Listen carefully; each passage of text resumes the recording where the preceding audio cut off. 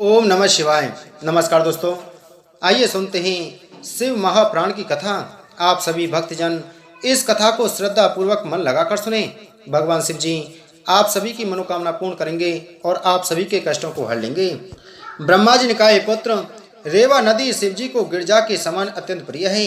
इस नदी के सभी पत्थर शिवलिंग के समान पूजा करने योग्य हैं। रेवा के दोनों तटों पर शिव जी के असंख्य मंदिर हैं। इसी नदी के उत्तर की ओर हनुमान द्वारा स्थापित कपीश्वर नामक शिवलिंग है।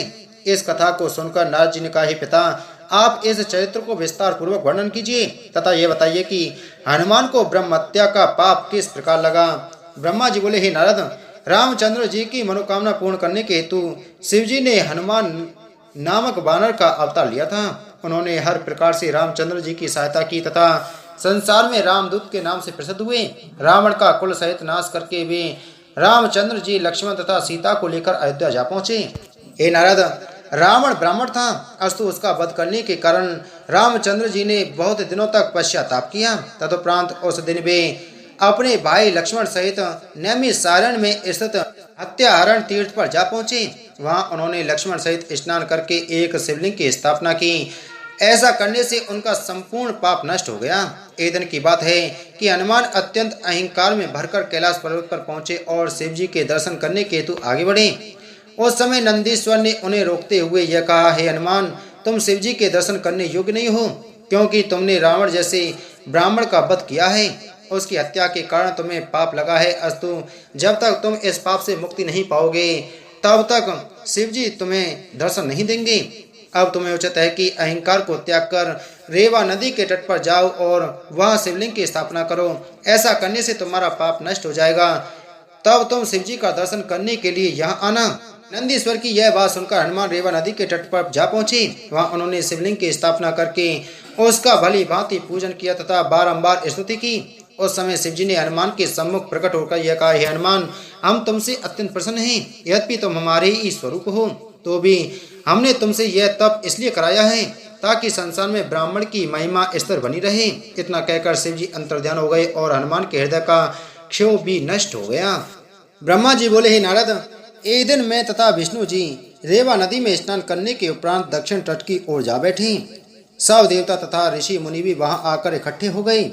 उस समय सबने मुझसे तथा विष्णु जी से यह पूछा कि आप हमें यह बताने की कृपा करें कि संसार में सबसे श्रेष्ठ देवता कौन है, जो नाश रहित ब्रह्म निर्दोष संपूर्ण सृष्टि का स्वामी, निर्गुण, अलख, अजन्मा, ईश्वर का भी ईश्वर, विशंबर तथा प्रलय करने वाला हो। हे नारद, देवताओं तथा ऋषियों के ऐसे वचन सुनकर सर्वप्रथम मैंने शिव जी की माया से मोहित होकर यह उत्तर दिया, हे देवताओं तथा मुनियों, मैं तीनों लोकों का स्वामी हूँ। मेरे मुख से निकले हुए इन शब्दों को सुनकर विष्णु जी ने अत्यंत क्रुद्ध होकर कहा, हे ब्रह्मन, अरे तुम तो हमारे नाभि कमल द्वारा उत्पन्न हुए हो, फिर भला पर ब्रह्म कैसे हो सकते हो? हम तुम्हारे स्वामी हैं और तुम हमारे अधीन हो। हे नारद, इस प्रकार शिव जी की माया से मोहित होकर विष्णु जी ने भी अपने को पर ब्रह्म ठहराया।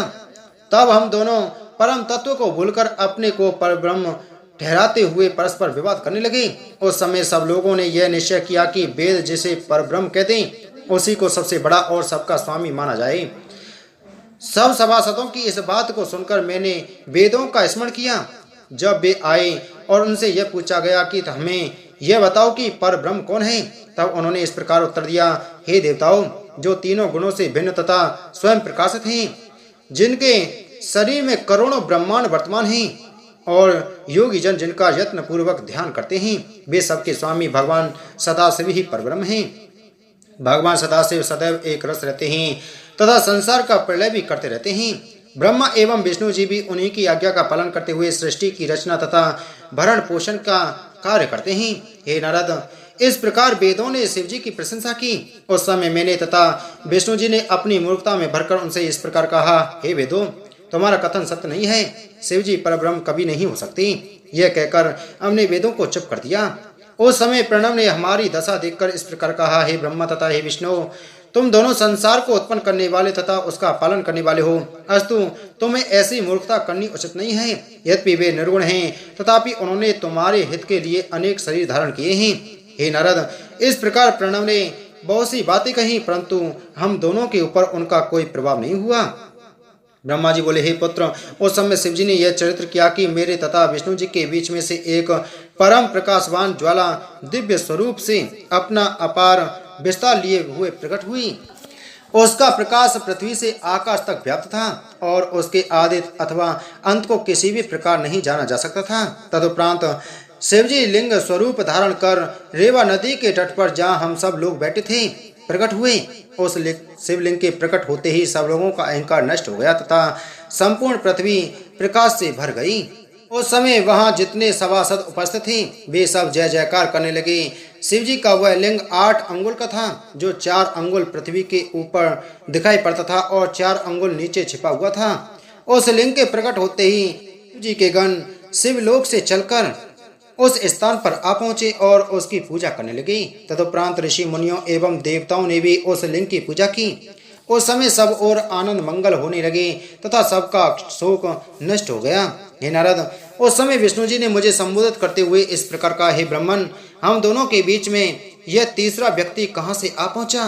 विष्णु जी की बात सुनकर मैंने उत्तर दिया, हे विष्णु जी, अब मुझ में और आप में इस बात का निर्णय भली भांति हो जाएगा कि हम में सबका स्वामी कौन है। यह लिंग 4 अंगुल नीचे तथा 4 अंगुल ऊपर है। अस्तु मैं यह कहता हूँ कि हम दोनों में से जो कोई इसे स्पर्श कर ले वही पर ब्रह्म माना जाए। यह सुनकर विष्णु जी ने उत्तर दिया, हे ब्राह्मण, हमें तुम्हारी बात स्वीकार है। हम इस लिंग के नीचे के भाग को छुएंगे और तुम ऊपर का भाग छूओगे। तदुपरांत विष्णु जी सूकर का रूप धारण कर उस लिंग के निचले भाग को छूने के लिए चले और मैं हंस का रूप धारण कर उस लिंग के ऊपरी भाग को छूने के लिए उड़ा। उस समय शिवजी ने ऐसी लीला की कि लिंग का निचला भाग बढ़ता हुआ अतल लोक तक पहुंच गया। हे नारद, जिस समय शिवजी का लिंग अतल लोक में पहुंचा उस समय वहां के सभी निवासी कृत हो गए। उसी समय विष्णु जी भी उस लिंग को स्पर्श करने के लिए अतल लोक में जा पहुंचे। यह देखकर शिवजी ने अपने लिंग को बढ़ाकर बेतल लोक में पहुंचा दिया। वहां के निवासियों ने उस शिवलिंग की बहुत पूजा की। फिर जब विष्णु जी वहां जा पहुंचे तब वह लिंग बढ़कर सत्तल लोक में जा पहुंचा। वहां राजा बलि ने उस लिंग की बहुत पूजा की। तदुपरांत जब विष्णु जी वहां भी गए तो वह लिंग बढ़कर तलातल लोक में चला गया। वहां त्रिपुरासुर ने उस लिंग का पूजन किया। कुछ समय बाद जब विष्णु जी भी वहां पहुंच गए तो वह लिंग बढ़कर महातल लोक में पहुंच गया। वहां तक्षक नाग आदि ने उस लिंग की पूजा की। कुछ देर बाद विष्णु जी वहां भी जा पहुंचे तो वह लिंग बढ़कर रसातल लोक में चला गया। वहां मैं दानव के पुत्र दत्त ने उस लिंग की पूजा की।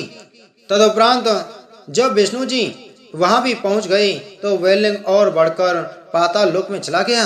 वहां वासुकी नाग आदि ने उसका पूजन किया। नारद, इसी प्रकार विष्णु जी 14 भुवनों में गए परंतु उस लिंग को स्पर्श न कर सके। तब उस समय विष्णु जी निराश होकर उसी स्थान पर लौट आए जहां से उस लिंग को स्पर्श करने के लिए चले थे।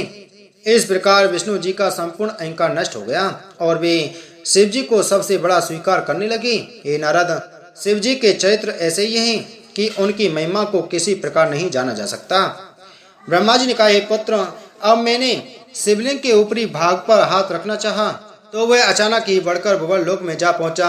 जब मैं भुवन लोक में पहुंचा तो वह लिंग बढ़कर सूर्य लोक में जा पहुंचा। जिस समय मैं सूर्य लोक में पहुंचा तो वह लिंग स्वर लोक में जा पहुंचा। हे नारद, अस्तु जब मैं वहां भी पीछा करता हुआ पहुंचा तो वह लिंग बढ़कर चंद्रलोक में जा पहुंचा। इसी प्रकार वह लिंग अणुलोक, शुक्रलोक, भौमलोक, बृहस्पति लोक, सप्तऋषि लोक, महल लोक, जनलोक, विष्णु लोक, स्कंद लोक, शिवलोक तथा गोलोक आदि में गया। मैं जहाँ भी पहुँचता वहीं से बढ़कर वह लिंग आगे को चला जाता था। इस प्रकार मैं अत्यंत दुखी हो गया।